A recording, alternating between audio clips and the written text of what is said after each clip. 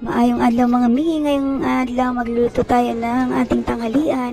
Yung ating menu for today ay kinamatisang manok ala puchero. Ilonggo version, syempre mga mi, Ilonggo tayo eh. So ngayon, ang kakailangan natin, meron tayong hiniwang kamatis, bawang, sibuyas, luya, yung ating nor cubes, tsaka iba pa, yung meron tayong pechay, yung ating manok at saka saging na saba. So ayan, may mag-isa tayo ng ating bawang. Then isusunod natin yung ating onions, siniwang onions. Wala pa tayong available na red onions, may kaya white onions ang ginamit natin. Naku, sorry, hindi natin na-on yung camera. Napag-isa natin ng luya at kamatis. So ayan na. Pag okay na yung kamatis, ilalagay na natin yung ating manok. Yan. Pagkatapos, sangkutsa natin yan para manuot po yung lasa sa ating manok. Mas maganda yung maraming kamatis ni para masarap siya. And then, maglalagay tayo ng sabaw. Yes, mi. Sabaw. As in, maraming sabaw. Kasi po, mi, marami po kaming kakain sa bahay. Sabaw pa lang. Ulam na. Ayan, naglagay na ako ng pampalasa, mi. Yung ating nor chicken cubes, asin, yung ating paminta, and then yung magic sarap, mi. Ayan, haluin lang natin siya. And then, pakuluan.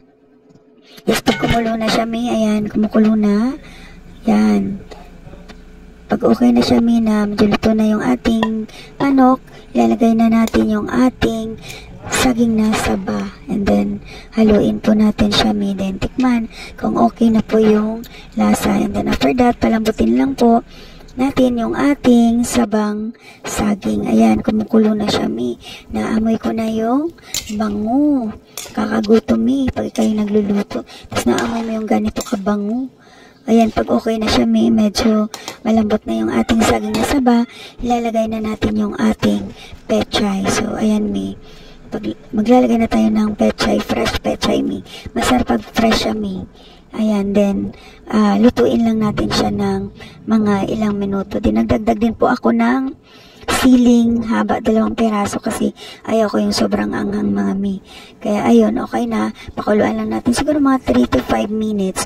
Okay na po yan, mi. Huwag po natin i-overcook yung ating gulay kasi nga, sabi nila pag overcook, hindi na daw siya masustansya. Kaya yan, okay na.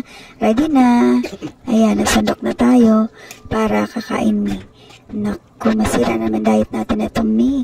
Kasi naaamoy ko na ang sarap ng ating nilutong kinamatisang manok ala puchero.